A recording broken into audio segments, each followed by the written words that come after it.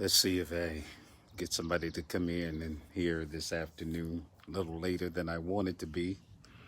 But it's Tuesday, and you know what I do on Tuesday? Turner Talks Faith on Tuesday. So I am hoping a couple of you will interrupt your brief moment and come on in here and let's have this faith conversation, this talk. It's a wonderful day to talk to you. It's a wonderful time to be with you on Tuesday. Let's see if it happens. Let's see if it happens. Yeah, I've been extremely busy today since early morning and meetings all day, but I will not allow Tuesday to go past without coming on and speaking to you. So, all right, let me see if I can get at least five of you to come in here. And if I can get you, come on, I'm going to go ahead and have this conversation. Going to have this conversation. This is Turner Talks Faith on Tuesday. Welcome. Welcome, Turner's Talking Faith on Tuesday. I tell you what, tag somebody and get them on with you because I'm only going to be here a couple minutes and I'm going to actually just try to meet you at a time that I think is so imperative to have this conversation. It's Tuesday, and actually I want to talk about the vaccine for doubt. The vaccine for doubt. Vaccines for doubt. I want to show you this. Let me see. Yeah, can you see that? All right. So yesterday, I went and had my first round of vaccination for COVID. So all of the things that were projected of what's going to happen to you, the things that are going to happen, and you're going to have fever, you're going to have this, you're going to have that, and this culture is going to respond this way and the other things. My doctor, who has been with me so long, she said, I take good care of you. I said, yes, you do, Doc. And she said, well, it's time for you to go ahead and get this vaccination. And I said, okay. She said, I want you to take the vaccine and you're going to be okay. And I just want to say to you, you see that right there? That's proof that I went and received what my doctor had recommended. And I don't want to debate about the vaccine. I just want to talk about making your body ready for things that are in the atmosphere. We know that the pandemic has taken the lives of over 500,000 individuals. And the precautionary effort is if something's available for you, why step away in fear and say, I can't do it? When in fact, you really should just say, let me see, let me try, let me see what this is all about. Let me just prepare myself for life. That's what I'm always about. It's about preparing myself for life and what's doing on that. Now, I'm not going to debate the vaccine, but I want to put this in context of you and faith. Faith, F-A-I-T-H. Last week I talked to you about keeping the F, but taking out of the E-A-R, because too many people are living in fear and not faith. And I'm not trying to sell you anything. I'm not trying to tell you to go buy a new car. I'm not trying to tell you just go. But I'm trying to tell you it is time to live your best life now. It is now time for you to ascribe to being healthy, mind, body, and spirit. It is time for you to be healthy, mind, body, and spirit. And so in order to do that, one of the things that you have to do is look at your entire being as a vessel of value. And you got to ask yourself, how do I take care of this vessel? How do I take care of it? How do I take care of it? Well, first of all, you make sure your mind's not cluttered with the collections of failures and doubts. The second thing you do is You make sure your heart is purified. There's no bitterness inside of you that is just eating away at your beautiful future, and everything you see is clouded. You also make sure you don't put toxic things inside of your mind, your heart, your spirit. And here's the thing that you also must do. I want to tell you to do is I want you to come away from that thing that causes you to doubt. DOUBT. Doubting is the most powerful thing that will interrupt your faith and your future. Doubting. Doubting is the most powerful thing that interrupts your faith and your future. Doubting. And I come to you today as a friend, a colleague, a person that believes God with you. I come to you today because so many of us are drowning in doubt. Doubt. I want you to recognize that doubt is a toxic factor that interrupts your faith. It really is. And it comes from a Latin word, to distrust. And sometimes you distrust who you are, and you distrust what is available to you because you have had too many, as you call them, disappointments. And wherever there's a disappointment, there's what I ask you is, when you're at the crossroads of a disappointment, do you realize you can go down to a point where you say, I quit, or you can say, let me try something else. A decision for greater. So when you're facing disappointments, like I am sitting here stationary right now, and I could go to the right or I could go to the left. In your life, when you hit a disappointment, don't doubt yourself. Stop doubting yourself. Stop allowing fear to feed your future, because doubt will cause you to sink in a place that you should be standing. Doubt. It is, it's a toxic thing that comes to many of you who just think that it's okay.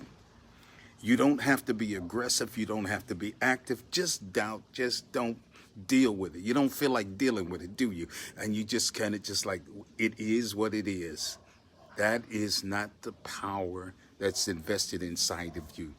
I want to talk to you about the fact that when I was reading again, and we'll talk about this over and over again, in the book of Matthew, the 14th chapter, when Peter was walking on the water, and the thing that Peter did, he saw Jesus doing something that he wanted to do. He saw Jesus walking on the water, and Peter, being a disciple, said, I want to do that. There are things in your life that you see that you want to do, you want to accomplish, and you have allowed yourself to analyze it over and over again. And the thing that is so prevailing is, how many more missed opportunities are you going to have? And I want you to take 2021, because we've been through hell in 2020. We've been through hell. You name it. It's been not only a pandemic, it's been a political upheaval. It's been a police brutality. It's been COVID. It's been families. It's been mortalities. And it's just been too much for you to miss this great opportunity that's waiting for you. There's a great opportunity waiting for you, and it's in 2021. It's this year. Please do not ask me to prove it. I want you to prove it. I want you to prove to yourself that I'm going to get up from where I am, and I'm going to make progress from the seat of doubt, worry, and anxiety, and I'm going to make progress in my life. I'm going to surround myself with things of life so that I don't drown in doubt. Here's the interesting part for those of you that are Bible scholars, read it in Matthew 14, where Jesus sent the disciples away and he said to them, go to the other side, prepare, I'm coming to meet you on the other side. You get a word. Whenever you get a word from God, live with that word. Live with that word. Buy into it. Grab a hold of it. When you get a word from the Lord, it means that you are an intimate part of a covenant with him. Whenever God gives you a word, you are in intimacy with him. He says to the disciples, get on the ship, go to the other side, which means you are going to make it. Because God's never going to send you somewhere and says, get on the ship, I'm going to destroy you on the ship. Get on the ship. Here's the dream you're about to have. Here's the vision you're going to have, and it's not going to work out. I just want you to be depressed the rest of your life. God does not operate that way. Doubt does. Doubt takes what we hear from God. You see the beautiful trees, the flowers, the things? He wants you to look at those things and say, there's life and there's hope. And that's what I want you to do. When he told the disciples to get on the boat, go to the other side, he left them and he went and prayed. He prayed that he might have strength to continue. That's the thing that I want you to start doing. Praying, Lord, help me to continue. Whatever great thing that's been on your spirit, your mind, don't allow frustrations, don't allow delays, don't allow things that have come into your life to interrupt who you are and who you are about to become, because your latter is going to be greater than your future. All right, I got to hurry up because my time is getting back and you're not going to want to be here. So here, let's watch this. Jesus sends them away. They're on the boat and a storm arises. That was all of 2020, wasn't it? A storm arose. One thing after another. Some of us are still in the midst of them. Storms arising. And with a storm, you've got to know that nothing that you go through in your life makes our God step away from you. Only one thing is that when you take on an idol. But other than that, whenever there's a storm in your life, like right now, the wind is blowing and the trees are just dancing back and forth, I know it's not going to rain because the sun is shining. This just wind blowing. And I want to use this because it is so appropriate to what Peter says. Peter says to the Lord, if that's you, he says, bid me to come. In other words, what he's saying is, don't teach me how to swim. Don't teach me how to tread water. Help me to do something that I see you doing. And empower me to do what no one else is able to do. Here's a third point. Tell God to empower you to finish or accomplish or initiate something that no one thinks you're able to do. Tell God, empower me. Tell God, empower me. Tell God, empower me so that I can do what I keep putting off, what I procrastinate, what I do. I start something and then I just kind of move it to the side. I start something, I move it to the side. And this is the year for you to finish this walk on the water. This is your year, your season, because you've had countless delays because of doubt. He says, empower me. Tell me to come. Jesus says to Peter, come. No long dialogue. You want the Lord to write you a movie script. The Lord's already told you it is done. And he's waiting for you to get up and start walking. You keep saying, tell me more. And the Lord is saying, you have enough. And I want to strengthen your faith today. You have enough to do this miraculous thing because God's really waiting for you to do it. And so now what happens is Peter, he says to Peter, come. One word, not even two syllables, come. He doesn't even explain to him anything. Now, the context is the winds are blowing. The wind is blowing. Why would you allow wind to stop you from coming? I'm sitting outside today and the wind is blowing. I know it's blowing. But why am I going to allow the wind that's blowing these trees and blowing these flowers to interrupt me sitting here talking to you? Because the wind is not strong enough to cause death in my life. It's not a tornado, it's just wind. What I'm saying to you about doubt will blow on you and make you feel that you cannot finish your journey. And when Peter began to doubt, pay attention to the wind, he started sinking in the water.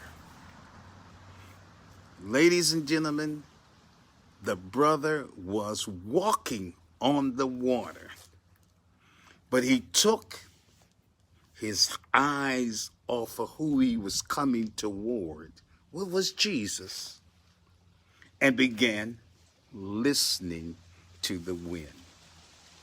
He heard wind, and wind says, W-I-N-D says, aren't you afraid? You should be afraid of me. You can't do it because I'm blowing.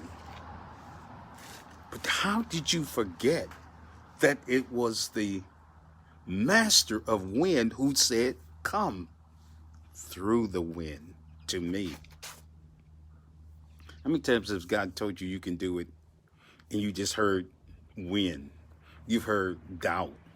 You've heard critics and skeptics telling you what you couldn't do.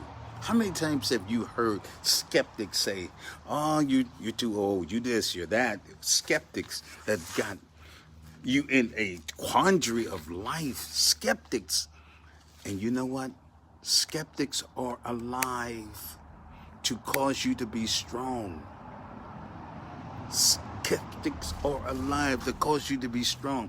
And so sometimes you got to have memories of skeptics so that you can continue walking on the water.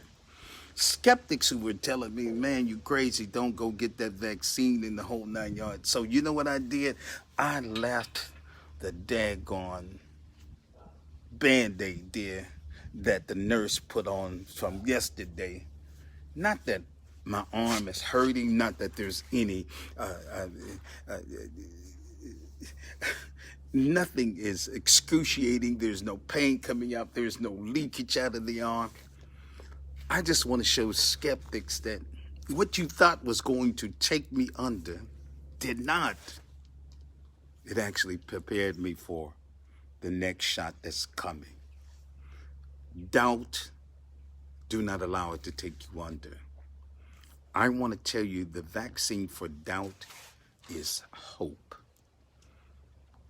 The Bible says, Abraham, who against hope believed.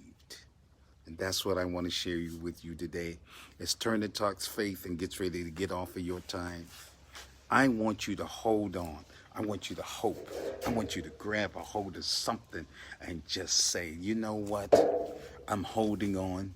Because if you can come through a storm, if a plant can come through this, the wind blew this plant over the other day. You know it did? The wind was blowing so badly, it just pushed it all around. And I came out the next morning and wait till the wind stopped, and I put it right back where it belongs. That's what you're about to do. The wind is about to cease, and you're about to go right back where you belong. And not only are you going to be back where you're going to belong, but you're going to be greater than you used to be. Hey, Turner's Talking Faith on Tuesday. I want you to like, share, send this out to a friend of yours. I want you to really Stand up, and I want you to become the bold, boisterous person that you're supposed to be, and stop doubting, because he said to come. Hey, Turn to Tux Faith on Tuesday. Like, share, follow. Love you much. Let's get out of here and get something done the rest of this year.